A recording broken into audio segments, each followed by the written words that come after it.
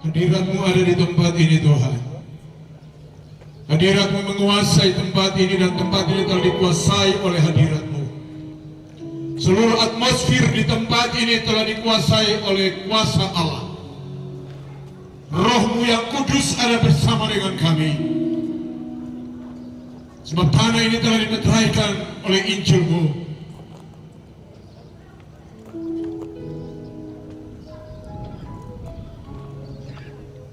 Kami sudah memuji, menyembah Engkau dan memuliakan-Mu Tuhan. Itu bagian kami untuk menyenangkan hati-Mu.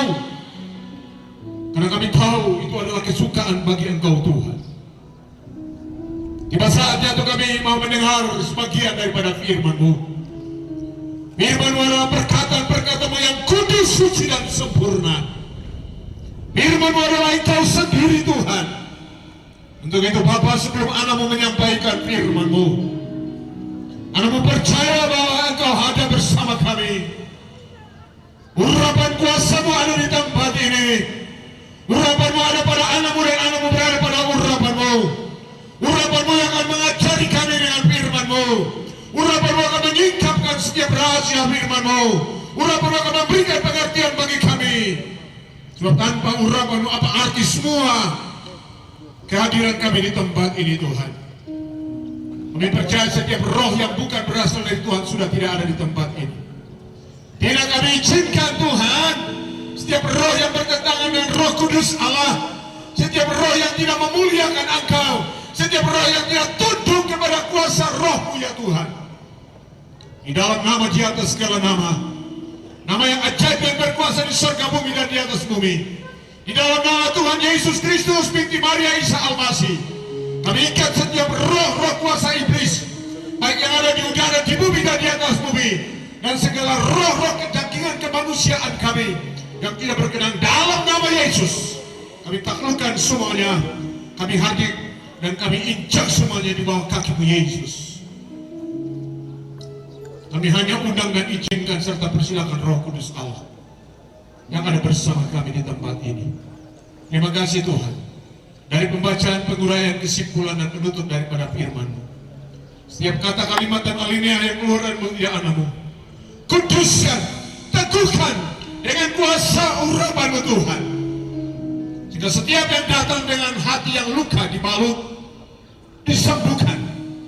Yang datang dengan kelemahan dikuatkan. Yang bimbang, yang putus asa, yang hilang harapan, mendapatkan pengharapan yang baru dari Tuhan. Yang kekurangan diberkati, yang haleluya bersedih hati dihiburkan. Terima kasih banyak Bapa. Terpujilah Engkau Raja di atas segala raja. Kami percaya Tuhan, mujizat-Mu akan terjadi bagi kami. Dalam nama Tuhan kami Yesus Kristus, Tuhan dan Juru Selamat kami yang hidup, kami berdoa dan mengucap syukur dan siap mendengar firman-Mu. Haleluya. Amin. Silakan duduk Bapak Ibu sekalian yang diberkati Tuhan. Saya persilakan untuk duduk kembali. Puji Tuhan. Tema kita dalam rangka ibadah HUT Kabupaten Pania yang ke-24 terambil dalam kitab Rasul Paulus kepada Timotius. Dalam 1 Timotius pasal yang ke-4, kita akan membaca pada ayat yang ke-12.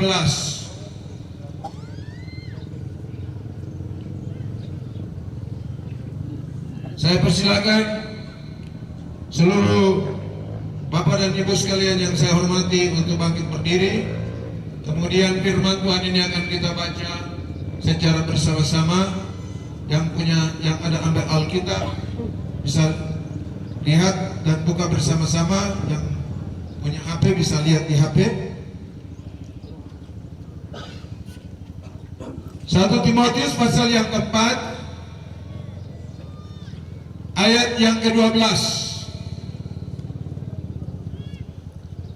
Dengan perikop yang diberikan oleh Lembaga Alkitab Indonesia adalah tugas Timotius dalam menghadapi pengajar sesat. Satu ayat saja yang kita baca. Pada hitungan yang ketiga kita akan membaca secara aklamasi dan perlahan-lahan kita perhatikan setiap tanda baca daripada Alkitab atau firman Allah. 1 Timotius pasal 4 ayat yang ke-12. 1, 2, 3. Jangan seorang pun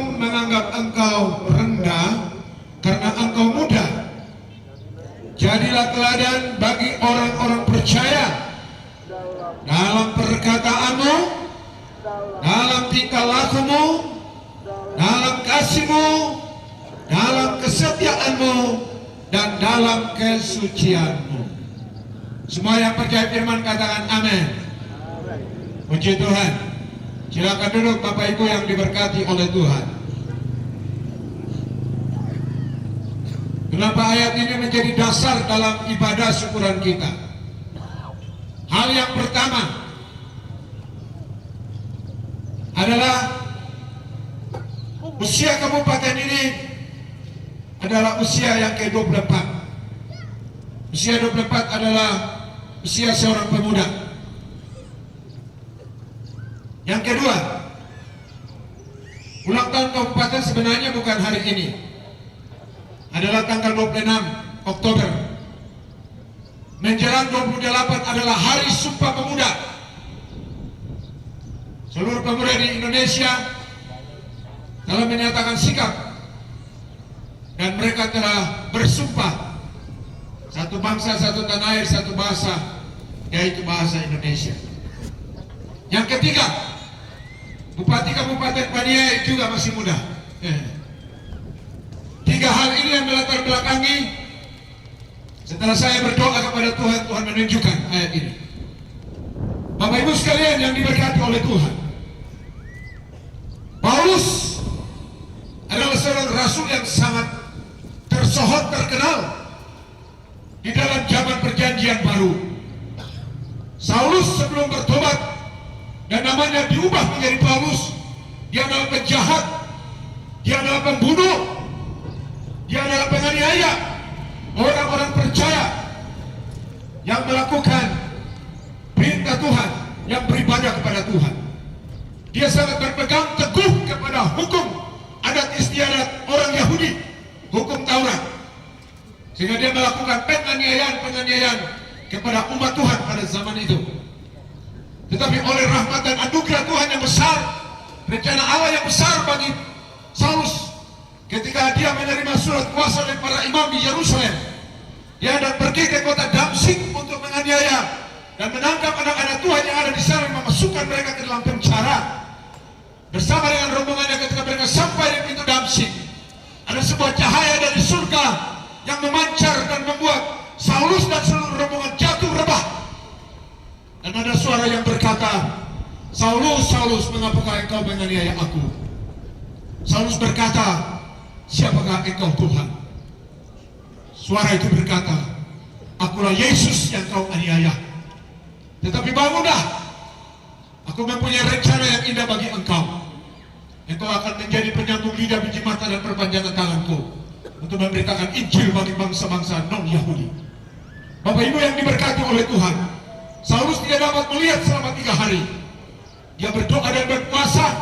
Kemudian Allah mengutus Rasul Ananias datang untuk berdoa, meletakkan tangan kepada Paulus, dan namanya diubah dari Saulus menjadi Paulus. Kemudian dia menjadi rasul terbesar di dalam perjanjian baru. Dia menuliskan ada 14 surat kiriman dari kota Roma sampai dengan Ibrani. Dan Alkitab mengatakan bahwa Saulus dipakai oleh Tuhan. Di dalam pelayanan Saulus juga punya anak didik. Salah satu anak didiknya adalah Timotius.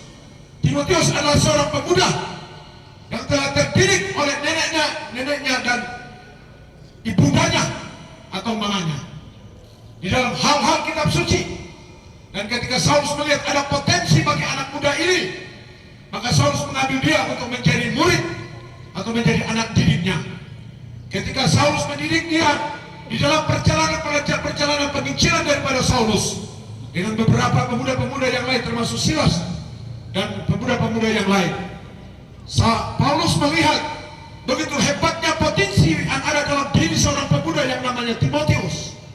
Dia mempunyai pengetahuan tentang kitab suci, dia mempunyai karakter yang sangat baik, sehingga Paulus menempatkan Timotius sebagai gembala termuda, sebagai pendidik jemaat, sebagai pastor bertugas di kota Efesus. Efesus adalah sebuah kota yang sangat ramai, 60 mil dari depan Pulau Patmos yang pernah Rasul Yohanes dibuang. Bapak Ibu yang diberkati oleh Tuhan, di dalam menjalankan tugas-tugas sebagai seorang gembala sidang atau seorang tugas di jemaat Efesus. Paulus berkewajiban sebagai orang tua rohani. Dia mendidik, mengarahkan, menasihati, serta menguatkan Timotius agar Timotius teguh di dalam menjalankan tugas-tugas yang dipercayakan Tuhan untuk melayani umatnya. Dari ayat yang tadi kita baca, kita dapati di situ Paulus berkata, jangan seorang pun menganggap engkau rendah karena engkau muda, tetapi jadilah teladan bagi komunitas atau umat yang kau pimpin, bagi orang yang ada di kota Efesus. Dalam pelayanan kau harus jadi teladan. Itu hal yang pertama. Hal yang kedua, teladan kepada siapa?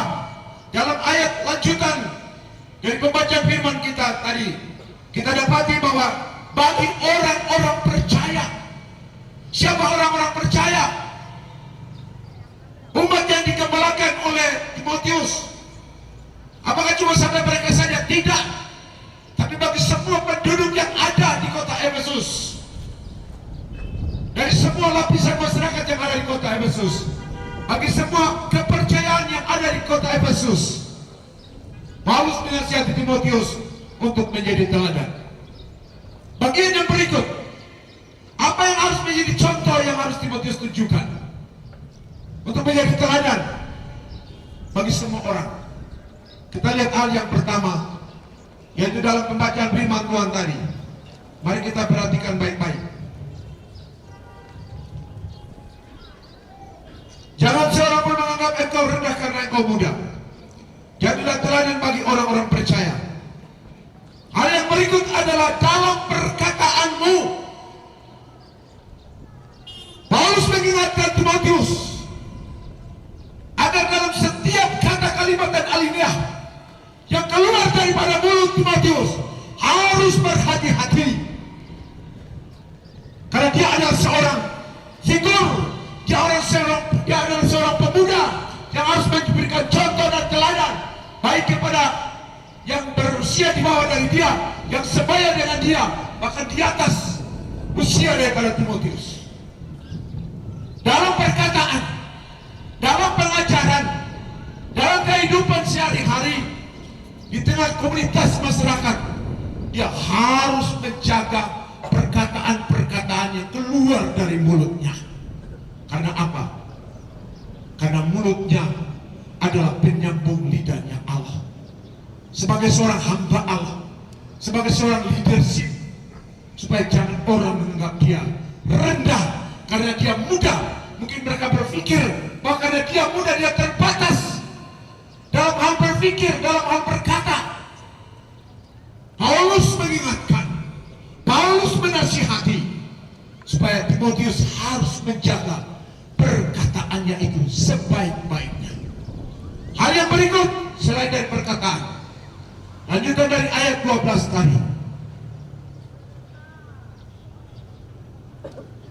dalam tingkah lakumu, ada koma di situ. Bukan hanya dari perkataan Timotius, tetapi dari tingkah laku, cara kehidupan dia di tengah-tengah masyarakat, di tengah umat yang dia pimpin atau gembalakan. Karena dia adalah seorang figur, dia adalah seorang leadership, pemimpin, seorang pemuda yang dia harus tunjukkan. Bapak Ibu sekalian yang diberkati oleh Tuhan, dalam tingkah laku. Yang berikut dari ayat yang tadi, dalam kasihmu. Kasih adalah sifat utama dan terutama dari Bapa, Putra, dan Roh Kudus, Allah di dalam Tuhan Yesus Kristus. Dan sifat Allah itu harus dimiliki oleh Timotius. Itu sebabnya Paulus mengingatkan, di dalam menjalankan tugas daripada Timotius, dia harus menjaga perkataan, dia harus menjaga tingkah lakunya, dan dia harus menunjukkan itu melalui kasih, cara sapa dia, cara menegur dia, orang lain. Dia harus tunjukkan. Ya, Bapak Ibu sekalian yang diberkati oleh Tuhan, Lanjut, dalam kesetiaanmu, kesetiaan sebagai seorang pelayan. Dia harus tahu kewajiban dia. Setia di dalam doa, setia di dalam mengajar, setia di dalam beribadah kepada Tuhan, setia di dalam membaca kitab-kitab suci supaya dia tidak salah mengajar. Dan Bapak Ibu sekalian yang diberkati oleh Tuhan, bagian yang terakhir yaitu di dalam kesucianmu. Paulus mengingatkan Timotius untuk menjaga diri dari semua hal yang tercemar, yang tidak disenangi dan disukai oleh Tuhan. Bapak Ibu sekalian diberkati oleh Tuhan. Dari pelajaran atau ayat ini, lalu kita mulai menarik sebuah benang merah dari nasihat Paulus kepada Timotius. Timotius telah melaksanakan itu dengan baik, sehingga dia berhasil memimpin jemaat melayani umat Tuhan yang ada di kota Efesus. Dan Alkitab mencatat bahwa Timotius menjadi alat dan sarana Tuhan yang diberkati oleh Tuhan. Lalu apa hubungannya ayat ini dengan kita? Apa hubungannya dengan ulang tahun Bapak Ibu yang diberkati? Seperti kata pengantar saya tadi, ada 3 hal yang melatar belakangi ayat firman Tuhan hari ini. Yang pertama, kabupaten ini berusia yang ke-25 tahun. Seorang pemuda, usia seorang pemuda yang gagah ganteng kalau itu laki-laki. Kalau perempuan itu pasti cantik dan pasti akan menjadi idaman banyak orang. Bapak Ibu yang diberkati oleh Tuhan, kalau usia 24 tahun saya hitung-hitung, ya, tamatan SMA 18 tahun, S1 22 tahun, 24 tahun berarti sudah bisa S2. Bapak Ibu sekalian diberkati oleh Tuhan, berarti usia potensi. Kalau kita lihat sekarang, setelah ditetapkan 3 calon presiden dan salah satu calon Bapak Prabowo, pasangannya wakil presiden, Bapak Ibu sekalian adalah seorang pemuda yang berusia 30 tahun.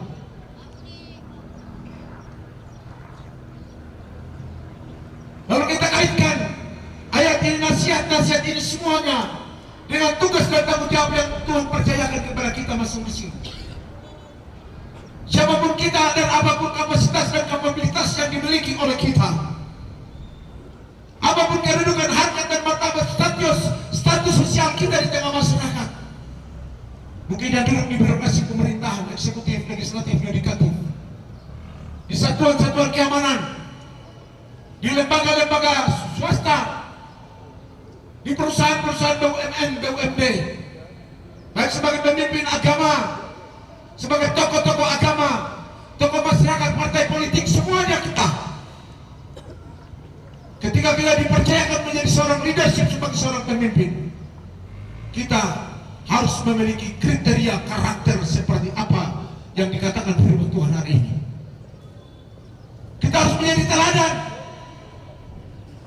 baik dalam perkataan, dalam perbuatan, dalam tingkah laku kita, dalam kasih kita dan kesetiaan kita. Pertanyaan sekarang, bagi kita yang sudah menduduki jabatan, bagi kita yang sudah dipercayakan Tuhan melalui bangsa dan negara, ataupun melalui ya lembaga-lembaga apa saja, bahkan sampai kepada ya seperti kami tokoh-tokoh agama, sudahkah kita hidup seperti nasihat Paulus kepada Timotius?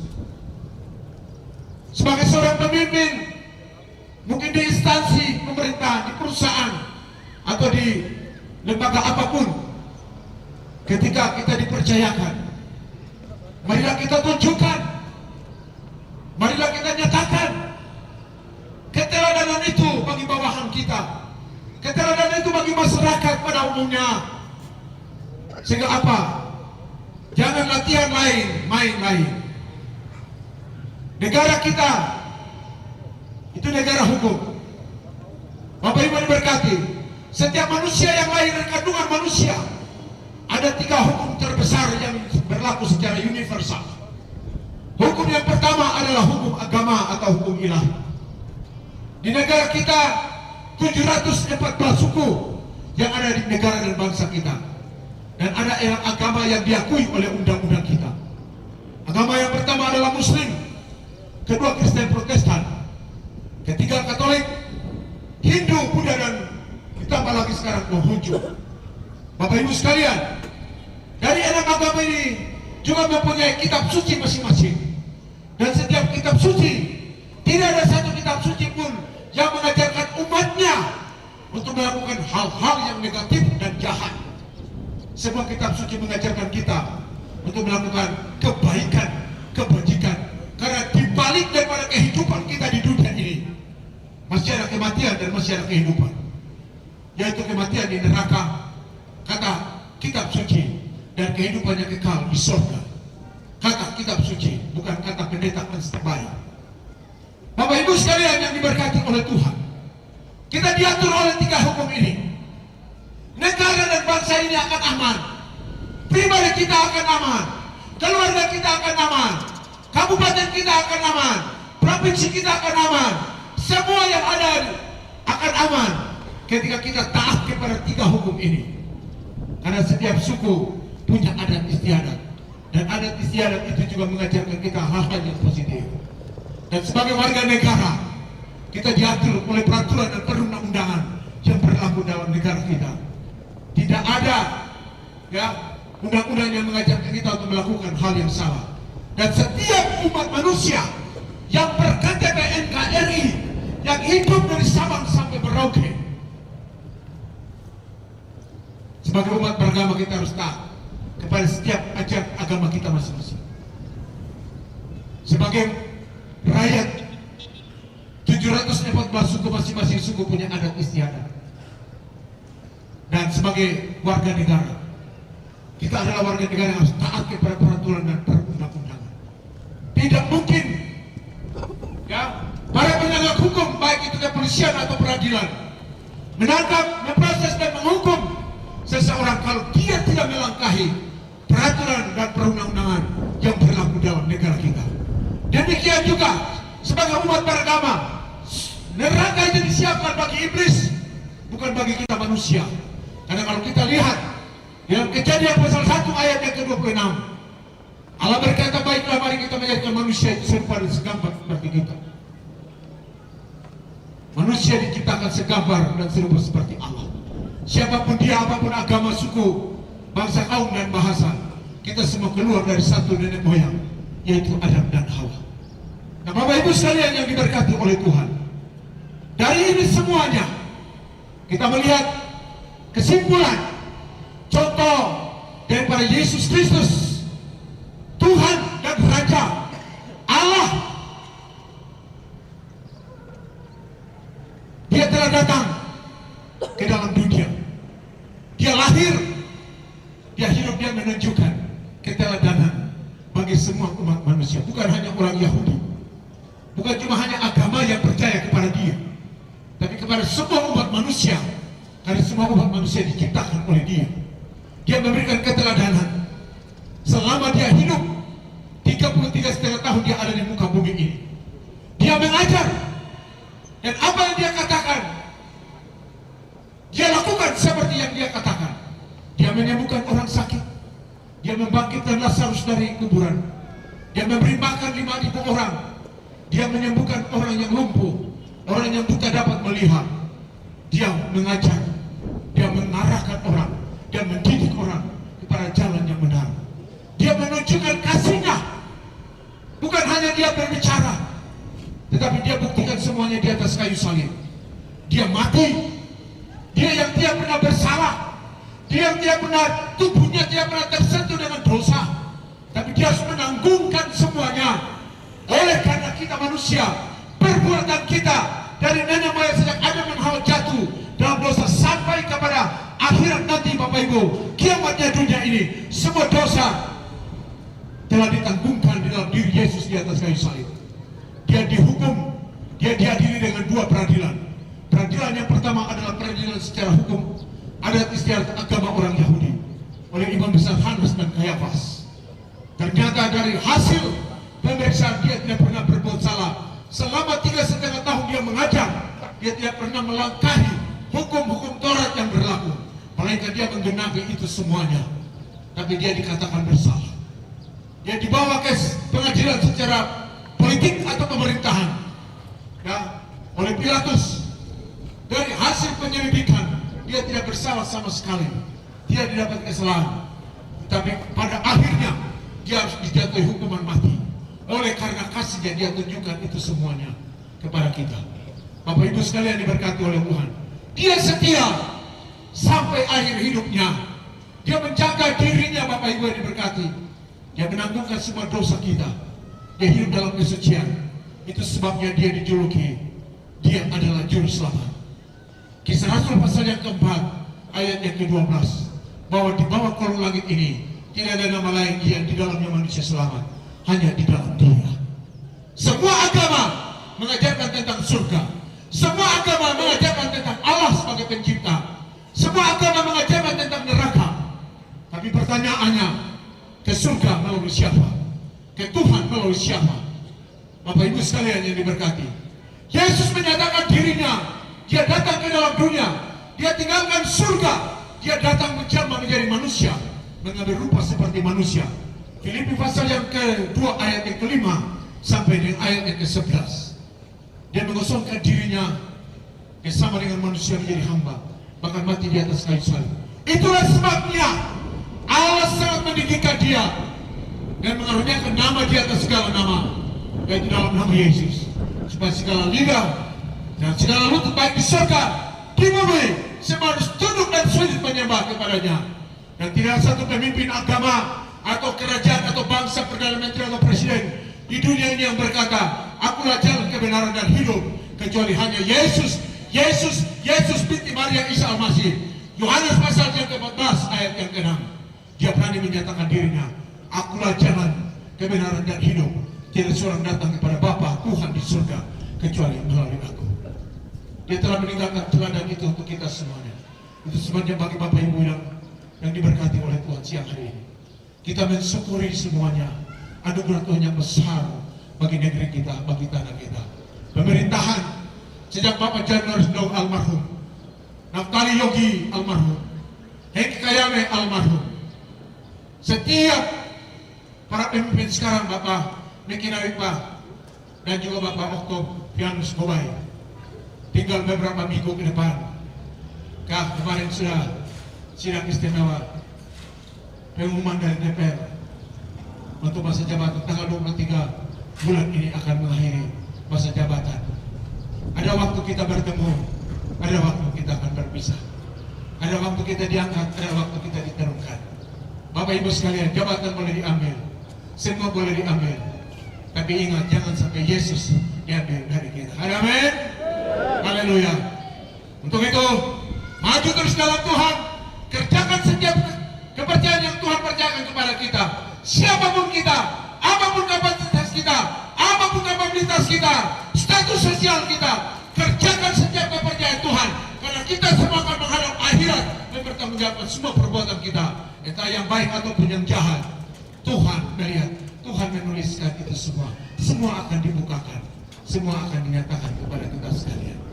Malu kalau nanti perbuatan kita ketika itu semua dinyatakan di akhirat. Apa yang kita mau jawab sama Tuhan? Untuk itu, kalau sudah kita selama ini mungkin dalam berbuat salah, masih ada waktu untuk kita sadar, kembali bertobat. Siapapun kita, kembali bertobat semuanya. Bertobat, bertobat, dan bertobat. Tuhan memberkati kita sekalian dengan firman Tuhan sekalian. Kesimpulan dari firman Allah, kerjakan setiap tugas yang Tuhan percayakan baik melalui bangsa dan negara kepada kita dengan takut sama Tuhan. Jadilah teladan baik dalam perkataanmu, dalam tingkah lakumu, ya, dalam kasihmu, dan dalam kesetiaanmu, dan dalam kesucianmu. Saya percaya bahwa 5 hal ini ketika itu ada dalam hidup kita, surga bukan cerita dongeng, surga bukan iklan, tapi surga itu nyata. Sebab Yesus berkata, aku pergi untuk menyediakan tempat bagimu, dan kalau aku sudah menyediakan tempat bagimu, aku akan datang kembali. Dia sudah datang pada kali yang pertama, lahir, hidup, mati, bangkit, dan naik ke surga. Dia akan datang pada kali yang kedua untuk membawa kita, semua orang yang hidup melakukan ajaran agamanya, masuk menikmati surga yang kekal buat selama-lamanya. Semua kita tunduk kepala dan berdoa. Segala kemuliaan, pujian, hormat dan pengagungan bagi Allah di dalam Tuhan kami Yesus Kristus. Karena oleh rahmat dan anugerah-Mu, hari ini kami merayakan ulang tahun yang ke-24 Kabupaten Paniai. Tuhan, hamba-hamba-Mu sudah bekerja. Mereka yang merintis sampai kepada kami hari ini. Banyak yang sudah pergi mendahului kami, mempertanggungjawabkan semua kepercayaan yang Tuhan percayakan dari bupati ke bupati Tuhan. Dan hari ini Tuhan, kami bersyukur karena kami bisa merayakan ulang tahun ke-24 yang keadaan yang aman, nyaman, tenteram dan damai, dengan sinar matahari yang menerangi tanah Elot tadi yang diberkati oleh Tuhan. Tanah ini telah diberkati oleh hamba-hamba-Mu, para misionaris dan para pastor. Haleluya Tuhan, berapa puluh tahun yang lalu Tuhan. Tanah leluhur yang Kau berikan haleluya kepada para leluhur kami, yang menjadi warisan bagi kami untuk hidup di atasnya. Kiranya Tuhan tahu dalam hati kami apa yang menjadi firman-Mu hari ini bagi kami, supaya kami menjadi teladan baik bagi keluarga kami, tempat di mana kami bekerja, bagi bawahan kami, pimpinan kami, bagi istri kami, bagi suami kami, bagi anak-anak kami, bagi orang tua kami, bagi saudara-saudara kami, dan di mana saja Tuhan. Biarlah Tuhan firman-Mu ini haleluya menjadi bagian yang indah dalam hidup kami, menasihati kami kalau kami salah, mengarahkan kami Tuhan, mengobati kami Tuhan, menegur kami Tuhan, memperbaiki semua yang mungkin selama ini salah, supaya kami hidup kembali seperti firman-Mu ya Tuhan. Terima kasih banyak Bapa. Berkati semua umat-Mu yang telah hadir siang hari ini mendengar firman-Mu. Kami mensyukuri semua anugerah, rahmat serta ridho-Mu, kasih karunia dan haleluya Tuhan, kesetiaan Tuhan dalam hidup kami.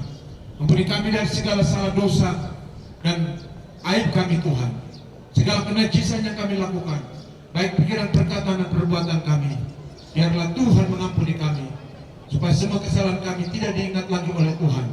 Lupakan itu semua, tetapi bawa dan arahkan kami untuk menata hidup kami hari ini, besok dan seterusnya, sampai di mana Tuhan menentukan batas akhir daripada hidup kami. Kami tetap setia taat kepada Engkau.